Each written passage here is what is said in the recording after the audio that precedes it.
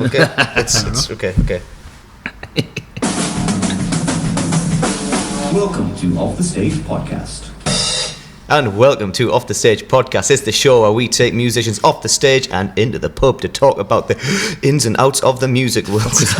I was losing my breath. I'm James Berry. This is Conor Michael, and today we are at the fantastic Dubliner, joined by Ben Brannan. Yeah, he's got the claps. All right. Yeah. How are we doing, Ben? You right? Yeah, I'm not too bad. I got here a bit early, so I've just went and sat in spoons for 15, 20, and then came back and you still weren't here, so I'm out. That sounds like us. Yeah. Well, normally the first question is what you're drinking, but since the bar isn't open, what were you drinking at Spoons? I was drinking a Guinness. What a guy. Yeah. That's what we like. Plain Jane, very nice and simple. I quite like it. I never used to, but I think it's an acquired taste. You'll get there. It's good. Well, bar opens in 18 minutes, so we might have one for the second part. We'll see. Yeah. Fantastic. So, Ben, who are you? Well, my name's Ben Brannan. I'm from North Shields. I do mostly singer-songwriter stuff, but in the sort of past few years, I've moved over to recording full band sessions, and I play all the instruments myself. I've just got when I play gigs and stuff, I've just got a couple of my best mates that come up and do it with us. So, it's all right. I've played gigs pretty much everywhere in Newcastle with me band Criminal Holiday, and I'm now just sort of figuring everything out.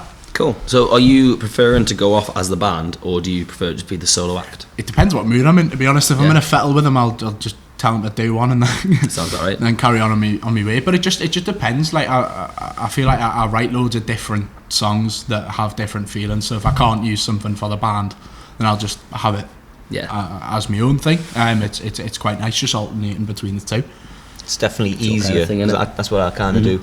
It's definitely easier getting gigs as a solo act to try and get all the lads together to try and kind of that's 100%. We're terrible for organisation. I mean, we're trying to get practice sorted. It's an absolute nightmare, but we're getting there. I mean, we're playing Coast Fest on the Saturday, I believe. That's just in North Shields. I'm on the Sunday. Yeah? I think. Possibly. Whichever one Professor Green's doing. I'm on that one. No. He might not, but I think it might be the Friday. It might just be on the same poster. Yeah. Not a bad bill to be a part of that. It's a good one. It's all right. Where do you normally do your rehearsals? Just at tracks in North North Shields. Yeah, absolutely. Shout out to Bobby's. Known since I was a little kid. I didn't know that until 2 years ago when I started practicing there. Yeah. But no, he's a really good friend of my dad's. But yeah, we've been going there since pretty much when it opened, just during lockdown. Yeah, it's incredible. It's my favourite studio. I literally, because I've got to pay tunnel money to get there, but really? I still practice there just because. That's how good it is, isn't it? Yeah, absolutely. Big shout out to Tracks. I was there on Tuesday. Doing my practice for my HMV thing this weekend. Oh, fair enough. But yeah, I'm there on Sunday actually. I think I'm there Sunday. Aye. What time? Good question. I think we're there 4. Oh, I'm there 12 till 3, so you might be in the room after you. Your missus. Lucky you. I'll leave a note. So what kind of influences did you grow up to? Oh dear, that list is absolutely endless. So my dad is just a proper Raji, so he's been listening to McKenna, Stomping and that since as far back as I can remember, and then he sure was the likes of Slipknot and Nirvana and stuff like that. So that's how I got into the sort of rocky side of things. And then as I grew up a bit, I found the Stone Roses and Oasis and the Jam and Bob Dylan and stuff like that. And I've just sort of been going off that. Yeah. Cool. I find I listen to pretty much everything. So whatever I'm listening to is exactly what I imitate, which is the French word for rip off. Yeah. I find any song that I've wrote ever is just because I've liked the song that I've heard and I've tried to sound as much like that as possible. Yeah. So when you're with the full band, obviously nobody can really specify what genre they are, but what genre would you most fit into? Would you be the type of band to go into Download, or would you be the type of one that would do a Glastonbury, or what kind of sound suits your band the most? To be honest, I think we do both. I mean, my main influence as a band is sort of 80s arena rock, and then there's elements of modern artists like the Foo Fighters and stuff like the Amazons who come in quite a bit. But yeah, there's I think we could play anywhere, to be fair. I mean, we've played in pubs, we've played in sort of bigger venues like Think Tank and that, but we could quite literally play anywhere, I think. Yeah. Just depends on the crowd. What's been your favourite Northeast venue? Oh dear, that's a really hard one. I think Think Tank, just because of the scale of it and how how good the sound is and how much of a rock star I feel like when I'm on stage. But my actual favourite gig that I've ever played was Laurels in Whitley Bay. It's brilliant. It's unreal. I think it's only like 40 capacity or something. 90, really? Well, it depends which room you're doing. I did the theatre room upstairs, so it's like upstairs then upstairs again. Oh right. And that's 90. There is the room with the bar inside. Yeah, that's the one that we played. That's yeah, but a little stand up. Yeah, no, it was like a proper sweaty punk song. I felt like it was gig. Sorry about that. No, but that's probably my favourite gig I've ever played. I love like the sort of intimate gigs. You can just get so much closer to the crowd. It's great. Yeah, man. And you get upstairs. They've got a metro light on there somewhere. I'm sure I've still got like images from when I did the gig. Where was it? Laurels. And there's just like they've got a really cool scenic behind it for some reason. Just metro sign. They've got the Laurels, the whole Tyne Bridge and everything. Oh, that's it. Yeah, no, I don't think I've seen that before. I didn't even realise there wasn't. Just go further up the stairs. Oh. Yeah, great. Absolutely, loved it. Good little venue. Think Tank though, that's on my to playlist. Yeah, I wanted to do it for my EP release gig this year, but I went for Clooney instead. I think it was a Think Tank I saw. I can't remember what the hell they're called now, but it was like a proper power trio. But I remember being really ill for it, and I was so ill. Like it was like years ago now. But I was just pumping myself full of drugs, like paracetamol, kind of, not like a podcast we like painkillers and stuff like that. But I was drinking beer at the same time because I thought, that was a really bad idea because I was pretty much like drooling by the end of it. Yeah, you just end up so much worse. But no, it's a decent venue. It's a decent size as well. The only thing I'm assuming they've improved the sound quality since I was there, but it was just like they might have even changed the venue itself. They just call it a Think Tank. Mine was just like, cause where was it now? Was it in Biker? Think Tank. It's like up the road. Oh right, where the hell? Where was right next to Digi. Are you thinking of little buildings? No, not little buildings. I'm sure it was called Think Tank. I'm almost positive it must have been the older Think Tank venue. Maybe. Unless I was so pumped up full of drugs. You went to the wrong place. Yeah, I went to the wrong place. Favourite venue Think Tank never been before. Just some random band that I've never heard before I was supposed to go. Did you even go to the gig? Yeah, I must have dreamed it. Things are like vinyl and full play. It's like a fever dream, and it's just like.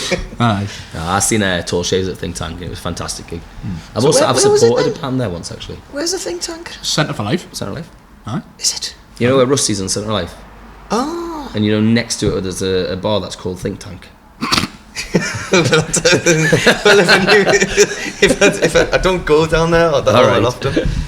But no, I'm sure it was the thing. I'm gonna have to. And then Google next door to that is Digital. I'm gonna Google this. If that's still a thing. I never went to Digital. That your kind of scene, growing up with the Reggie stuff? Definitely not. I'd rather stay away from it as far as possible. Yeah.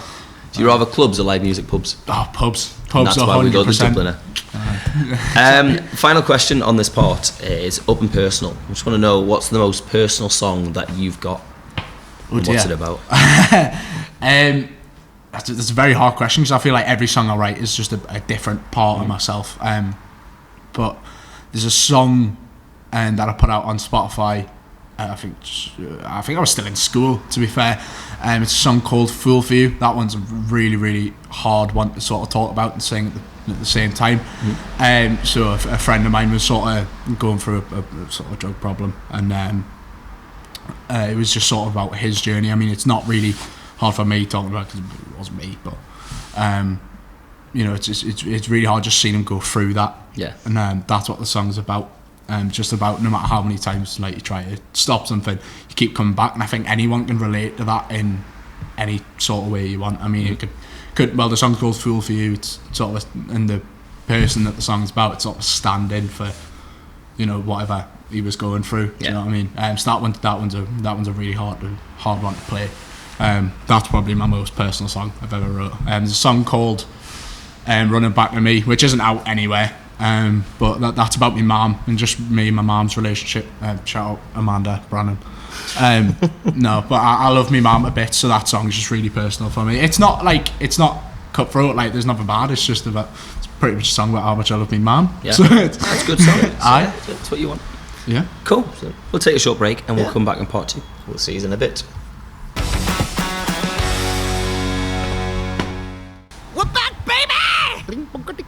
Just bought tickets to see Avril Lavigne last night.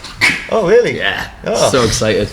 Where's she playing? Bedford. I'm sure it's Bedford. I was going to say Begins with a B, ends with a Ford. But it's like Milton Keynes area. Oh, it's an MK postcode. Yeah. Ashley's got pre-sale for O2, and we missed the chance to go see her in Cardiff and Manchester. She sold out 2 fucking castles. She's that good. And the support act was the All Time Low as well, which I was a big fan of as a kid. Yeah, a great lineup. I was never sure of All Time Low. Like, I like them a bit more now, but they were just a little bit. Like, I was always Blink. Yeah, but you were a bit older than me. Yeah, I think I came in All Time Low at the age you would have got into Blink. Yeah, I think that. I think that my kind of emo phase kind of like phased out as that All Time Low were making a comeback, but then obviously it came back now. It's not a phase at all. I know I'm still going for it. It was just a denial. Yeah. Welcome back to Offstage Podcast Part 2. I'm Conor Michael. This is James Berry. This is Ben Brannan, and we are still at the Dubliner in Newcastle, kindly letting us record this on a Thursday morning so that nobody else can interrupt. Yay. For 6 more minutes, and then it's open to the public. Yep. So, Part 2. Just the first question we've got is, what's your favourite gig story? Preferably one you were at. Preferably one I was at. Well, whether you were playing or there, but you can't be like, oh well, Freddie Mercury did great at Live Aid, you know? No, I don't. That was a little bit before my time. Like, I don't know. That's a really, really, really hard question. We'll do your 2 of them questions then. What's the favourite one you've played? Gig story you've played, and what's your favourite one where you've attended? Okay, so favourite one I've played, I remember it was the Queen's Jubilee in, I think, it was like 2022, wasn't it? Summer 22. And it was like the first gig, like because Criminal Holiday's been around like forever. Like me and my mate Billy, we've just been in bands since we were like 7. But that was the first gig that we had where it was like all of us together and would like properly rehearsed as a group. Like, we'd got a sound figured out, we'd got originals and everything, and that was my first proper gig. We were literally just playing on the back field on Madness stage. Yeah, just round the corner from where we all were. We were originally meant to be playing on one of the roofs of the shops, but they backed out last minute. So it was just a feeling of being in front. And there proper was Beatles vibes, aren't it? Yeah, it was. I mean, that's what we were going for, to be fair. But no, it was my first gig. It's not that it was like the best gig we've ever played. It's just one that it's really close to home because it's where we started, and it's just grown from there. And to see what it's come from playing on a field to about 15-20 people to what it is now. Yeah, it's pretty cool. It's a really, really cool thing. So that gig always holds a special place in my heart. Favourite gig I've been to, that's probably another really hard one. I remember. The Snuts were playing at the Riverside. I think it was 2022 as well, and I'd just finished work, and it was really last minute that we'd agreed to, so I'd gone along to the Riverside, just ran from the office to get there for when they were starting, and I was in there in a full suit and a parka, so I was just in the mosh pits and everything, just sweating it out. I probably had the best time of my life there. Yeah, it's cool. Yeah, and another one's probably the 1975 at the Arena. They never fail to put on a good show. Yeah, no matter how many times you go see them, it's always different. Absolutely excellent. 1975. I've never. I don't really have an opinion on them. No, I don't have an opinion on them. I've been requested a few times to play them live, but I don't know many songs. Sweet like chocolate. That one I know. That's the one do they do the one that's like, I only told you one time? Yeah, they do that one. That's probably all I know. That was on pop radio for ages, and I remember I was sat in the car with my mum listening to it years and years ago. I was like, is that the 1975? She was like, I don't know. She doesn't. My mum, bless her, doesn't really pay attention to music. She just likes whatever's on the radio. Yeah, sounds like me. So this morning, because I forgot to do it yesterday, I put an Instagram post on to get questions saying that you were in. Okay. If anybody wants to ask questions for any guests, we normally put them on within the 24-hour period of putting them on the episode. Follow us on Instagram at OffTheStageUK, and you can send in questions like these. At Josh __ I think that's 2 underscores, you know. I think so. __ Richardson said, what's the best gig you've ever played? I feel like we've touched that already. Yeah, we have a little bit. Obviously the Jubilee gig, but in terms of atmosphere and just sense of pure musicianship that was on show, probably Think Tank the first time we played it was excellent. I mean, the crowd was amazing. Yeah. We were all really, really drunk, so it was a really good time. But that's probably one of the best gigs I've ever played. Anyway. Yeah. He also asks, what's coming up in the near future? Well, part 3. This guy's taking my podcast off. It's me out of a job.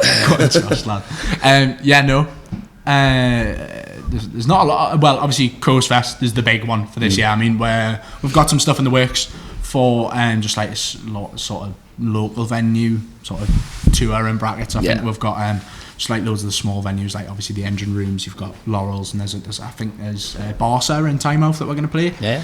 That's not confirmed yet though. Myself, I'm going into the studio in maybe about 3 or 4 weeks' time and put an EP together, get that released properly. Because I've had all my music taken off Spotify.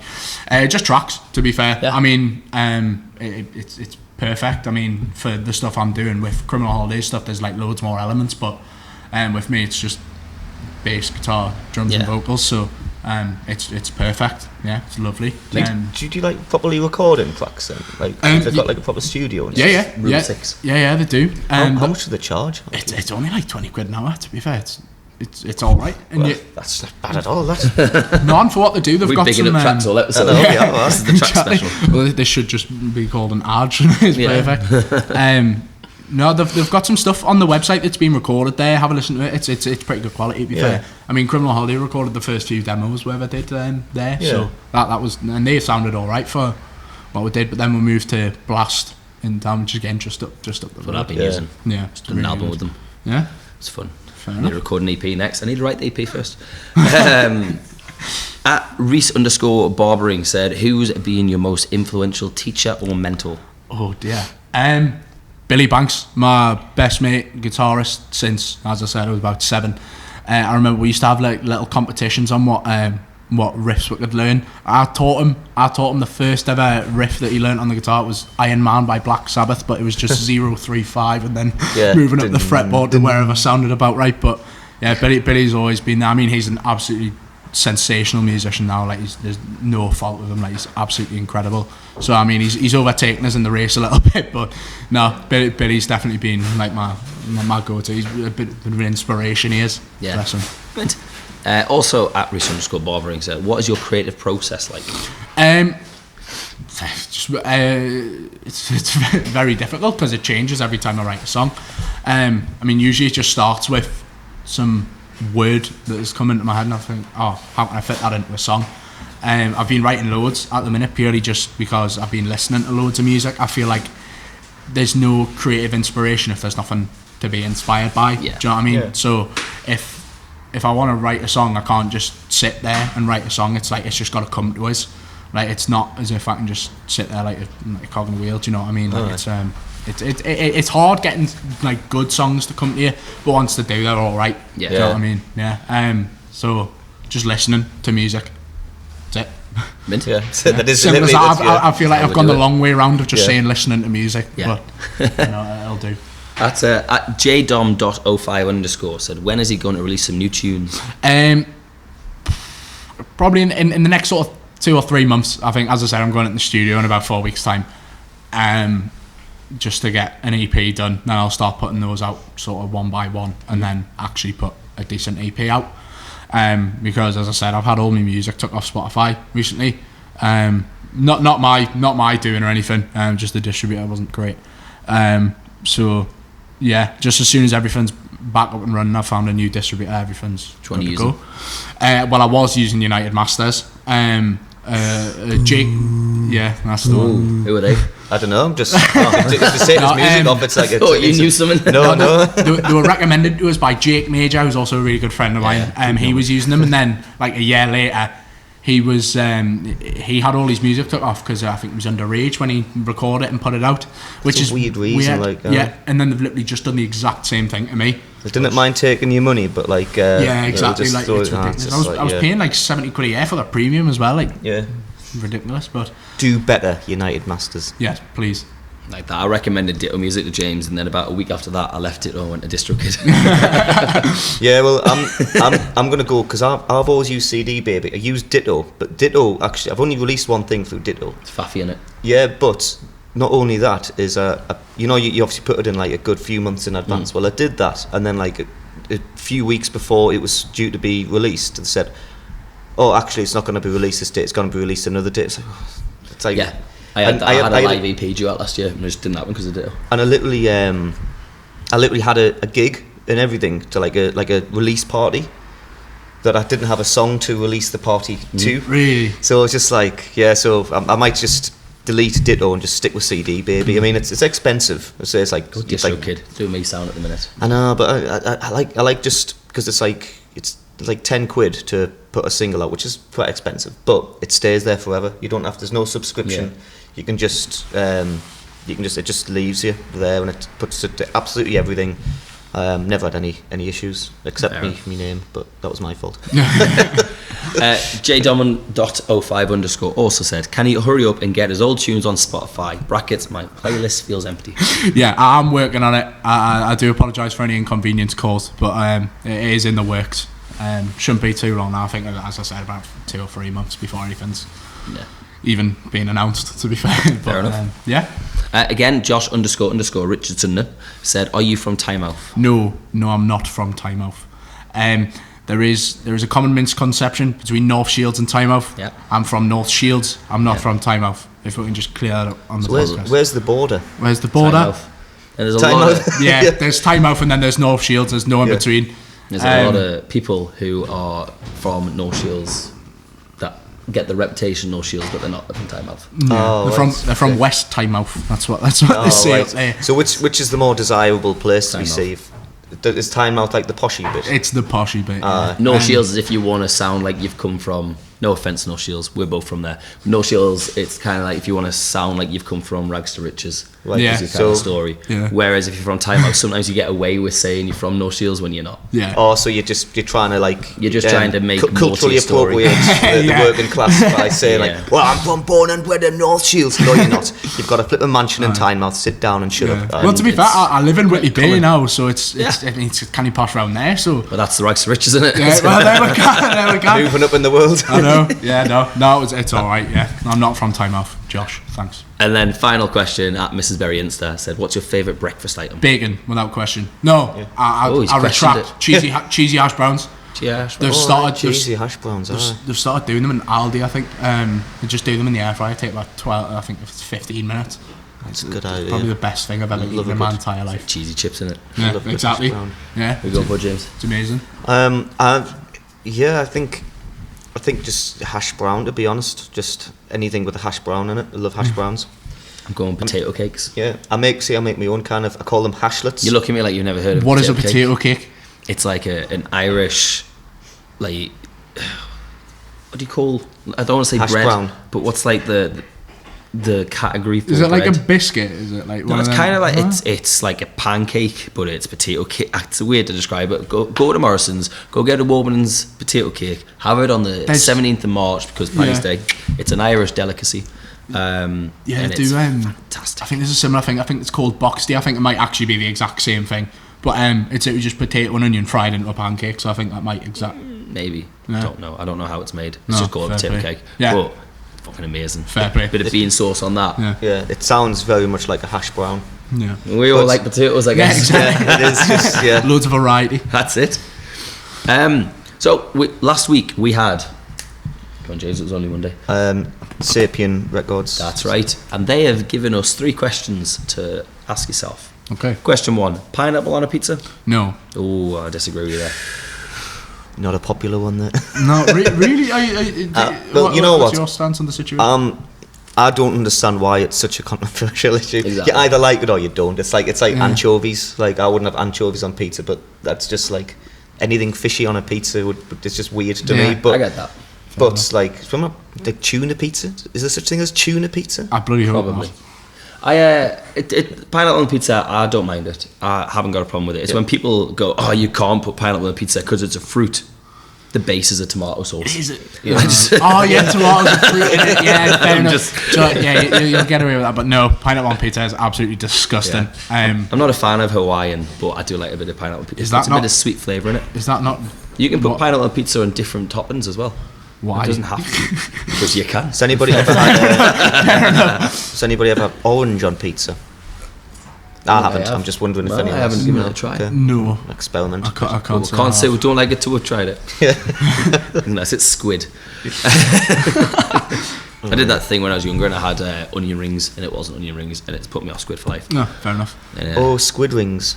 Yeah. Next one. 3 things you've learned for advice that you pass on to the next artist. Oh dear.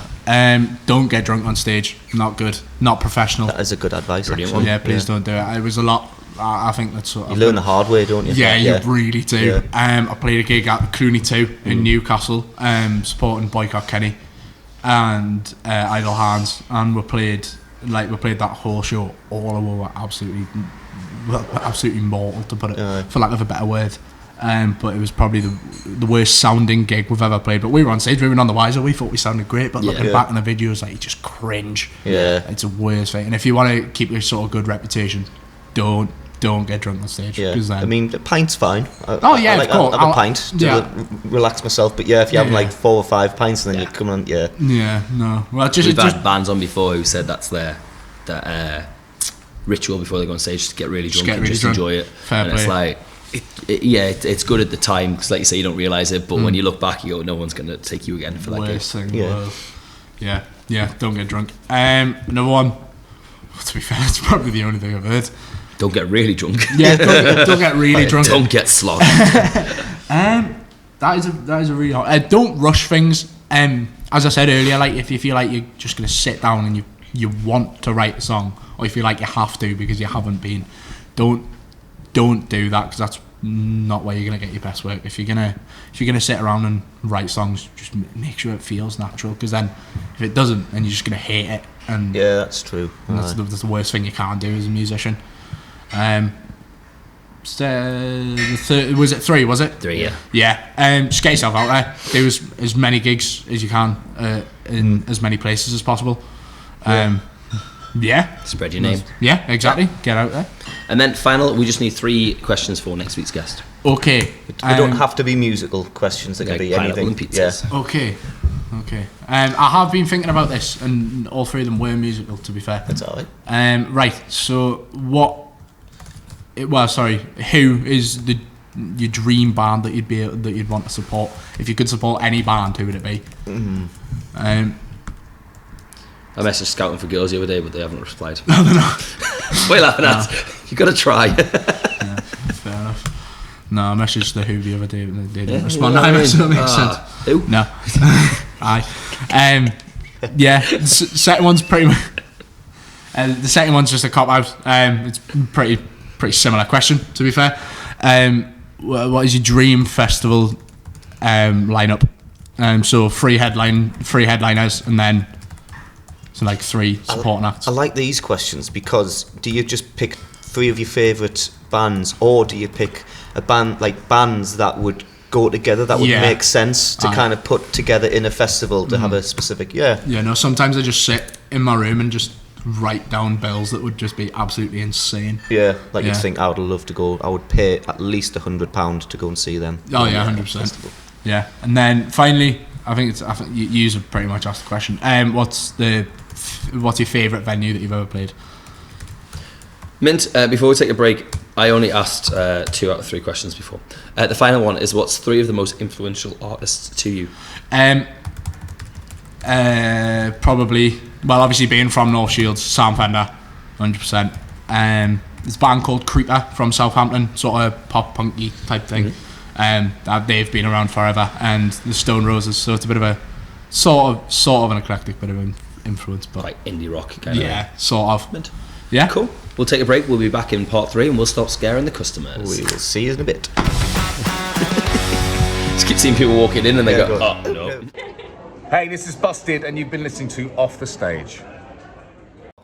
Okay. I believe in you, James. Yeah. We had an episode a while back where James is like, "Oh, a bit of the black stuff. Oh, it's red," and he's like, "What?" I was like, I've never heard it's red, that in my James. life. Yeah, no, same here. Because you hear the black stuff, don't It's you? just very dark red. No prizes for guessing, but we're back. And what we're drinking, guys? Hang on. We're back, baby! There we go. Yeah. So what's everyone drinking? Bit of the red stuff, Yeah. A bit of the red stuff, apparently. which is crazy known as the black gold. Yeah. 2 colours, it's not. Did you know there was a video I watched, and they say, where should you drink Guinness? And they say it's like an old wives' tale or old husband's tale, whichever where you should drink Guinness. Where if you go to a pub and most people are drinking Guinness, you should definitely buy the Guinness. And it's to suggest that it's a good Guinness, but it's not because everyone's buying it that's good. It's because it's being constantly refreshed. It's constantly refreshed, and the flow keeps the froth kind of keeps it nice and creamy. Yeah. Well, it's a good job the Dubliner doesn't do anything else. Yeah. There's a little bit of Moretti. So I know people always say, "Oh, we do really good Guinness," but if there's a place that does mainly Guinness, like there's a board on the Dubliners, like the record amount of Guinness is poured in a week is 2,053. That was on Christmas week, wasn't it? Yeah, that is like a New hell Year's Eve of a week. lot of Guinness. So this Guinness is actually really good. Got to bear in mind, last week, considering it was like the first week of February, it did 1,701. Yeah, I mean, That's even still pretty good for a Monday to Sunday on end of February. It is just, yeah. You ever been down to Dublin for a pint? I've not. A couple of my friends have. I think they came down here like around Christmas time. Well, if you're doing that tonight, I'm on at 11:30. Aye. Well, I might come down. I think I might just call in sick tomorrow and then just come down. Stay here. Well, it's payday today. Got a new fan base that follow me Sorry. between Filthies and the Dubliner, and they generally just turn up drunk the next day. really? They were there last How night. is Filthy's to play? I've never played there before. It's always been on my to-do list. It's a weird one. The venue itself, it's a good live music venue. Points is my personal favourite because it's got a bigger stage. I think the sound system's a bit better. Yeah. Filthy's is good. It's just a weird one with the crowd. One week you can get a crowd that'll carry you like Glastonbury, and then the next week you can put the exact same energy in and they'll just be like... Yeah, It just depends, really. Whereas Dubliner, you're 100% going to get a crowd that are absolutely up for it. Like I've done just acoustic sets where I've been too tired and deflated, sat on a chair, detuned my guitar, and they're still going mental for like Passenger. You know what the fuck? Filthy's fantastic venue. You can never guarantee a crowd in any venue. Yeah, Just that for is the true. last few months, we've had a good one here. Yeah. So let's keep it going. Got new Filthy residencies if you want to follow me there as well. So part 3, this is where we kind of talk about what's coming up for yourself. Obviously you said you haven't got much to announce just yet. But what do you want to achieve in 2024? What's your plans for this year? Just get back into it. So the band had a bit of a hiccup last year and we just like sort of stopped going for a little bit, and then obviously with Course Fest, and we're gonna get a kind of few gigs together. We're going back into the studio very soon as well. I think we're getting a debut EP put out. I mean, it's always the go-to, putting an EP out saves the we're asses off and writing an album. But yeah, there's loads of stuff for Criminal Holiday I'm looking forward to, solo stuff as well. I'm just, as I said, I'm still just trying to get my name back out there. There was a point where we were getting like quite a lot of traction. We were doing like gigs like all the time, everywhere. So just getting back on the bicycle, riding into the sunset. Is that a song lyric from your next I was song? gonna say. I hope not, because It is it's now. really bad. Back on the bicycle. Yeah, just getting back in the swing of things, just seeing how it goes. Really, if you put a plan on it, then you're going to be disappointed. So Yes, Yeah. that's what I'm doing right now, being disappointed. Can you please call your next EP Back on the Bicycle? do you know what, I might, that's not actually thinking back And on then it, we'll know what you mean. Yeah, Yeah. that's not even the worst idea I've ever had, to be fair. Yeah. I might do. What's the worst name for an album or EP you've came up with? Oh yeah, the loads, because I remember I used to just sit in school and just write like concept albums. I wrote an album called Television Man, which to be fair is a pretty good title, but the whole album just never worked because I was in school and I could play like 3 chords on the guitar. But there's been quite I mean, just it's not really anything bad. It just depends how you interpret it, really. Yeah. Do you think album titles are important to match what's on the album? Nowadays, I would say yes, because I think to have a successful album now, it has to have like, I mean, I guess it doesn't have to in theory, but because now most people release singles, if you're going to release an EP or an album, I think it has to have a specific theme to it. Yeah. I think I've got an EP. Well, it's all written and stuff. It's EP/album, depending on how much songs I put in it. It's called Game of Memes in Nerd Dreams. I know what songs are on there already. Yeah, exactly, that's what I mean. that's So fair. like that works quite well. See, I've got an album recorded and I want to call it Always in the Wrong, Never Incorrect, but it's got no relevance to any of the songs. I just like the phrase. That's class. I think not to mention the 1975 again, but they do that really well. So each album sort of got its own feel to it. Yeah. And the title sort of matches Yeah. it. But the first album's just called the 1975. But yeah, I mean, there's a lot of bands like Ryan Adams was one where he was like he wrote this album. It's probably his best album, Heartbreaker, and the record label was like, listen, you need a name for this album, and he just had a Led Zeppelin poster, Heartbreaker. He just called it Heartbreaker. Fair enough. And then that's it. There's no thought behind it. But sometimes you could do that back in the day. That's what I mean. Like nowadays, it's got to be you've got to kind theme. of. I feel anyway. You have to make as an artist, you have to make the whole album make sense, to have some sort of connection to something, so to have the name of something that is relevant to the songs and the feelings of the songs, because it's kind of like, it gives you like a bigger picture of each individual song if you put similar themes together. Yeah. Fair enough. I like it. I've got some thinking to do. Have you got any local artists that you could give a shout out to? Oh, do I have a list? I've got a massive list. Let's go top 3 then. Top 3. Jake Major's at the top without question. He's absolutely incredible. Just does like electronic music and stuff. Yeah, he played HMV, didn't he? Sure, he did. He did, yeah. We were at that gig, funny enough. But no, I've like, it just so happens that he's one of my closest friends as well. So he's absolutely insane. Like what he does, it's just so different. Seeing like so many indie bands and stuff coming out, like it's just really refreshing to have something like that out there. Yeah, I mean, it's not out there. I mean, people have been doing electronic music for years, but Jake's just on a whole nother level. He's absolutely incredible. Another band that I really like, Pretty Velvet are really good. Sorry, I've spoke way too close to the mic. That's alright. Yeah, Pretty Velvet are really good. They're getting a lot of traction at the minute. And then, to be fair, probably just because of how close I am to the lads and how much I played them, Elation, they're pretty good, to be fair. Well. Yeah, I played my first 2 gigs I played my first gig as a solo artist with them, and then my first gig with like me solo stuff with the full band with them. So just going on that sort of journey together has been pretty good. Quite close with Adam from the band as well. Like they're all sound lads.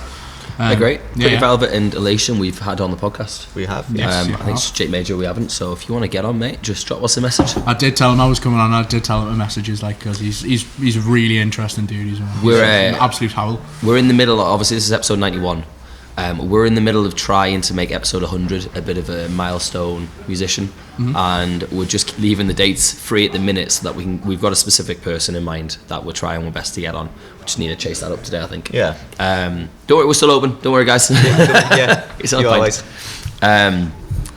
So at the minute we're not really booking people in just yet, but we will be soon. So if you want to drop us an email, we are email address is otssubmissions@outlook.com. Let us know if you're a musician that fancies coming on the podcast to chat.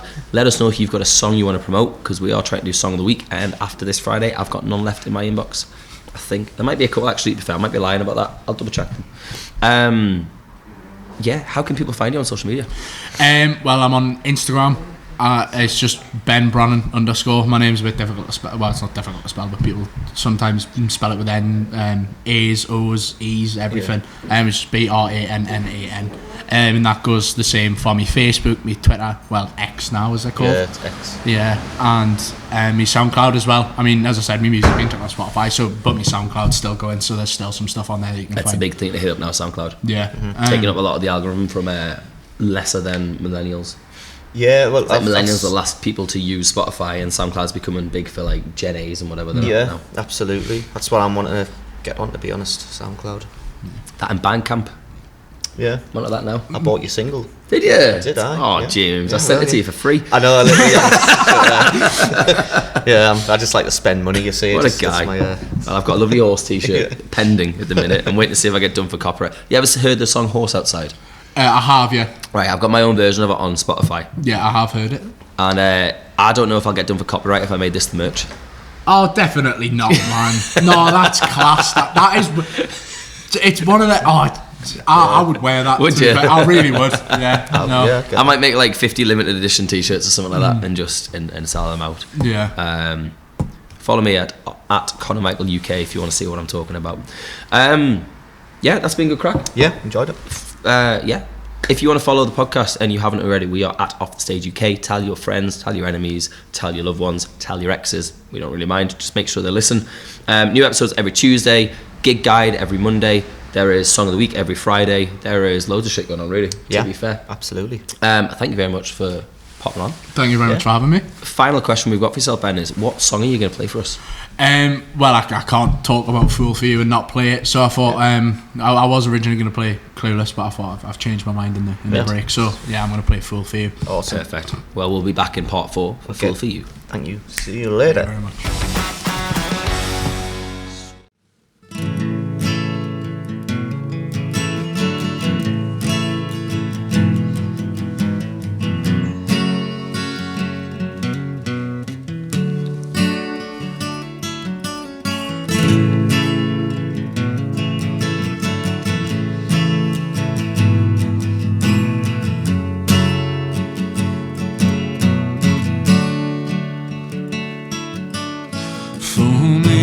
Or twice, fool me 3 or 4 times, it's all the same. I get the blame. Fool me once again, send me round the bend, I go insane. I play your game. Fool me for the laugh, fool me till I crack, I've no more shame. Engrave your name on my mind.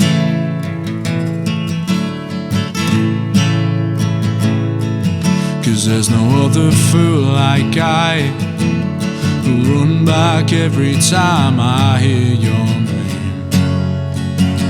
You broke my shame. Oh no, I'll run on back to you with nothing left to lose. I'm only 1 more second away.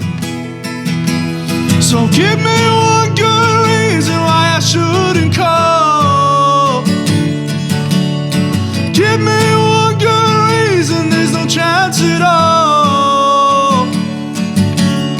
Give me 2 more seconds before I do. Say I got a reason, I'm only a fool for you.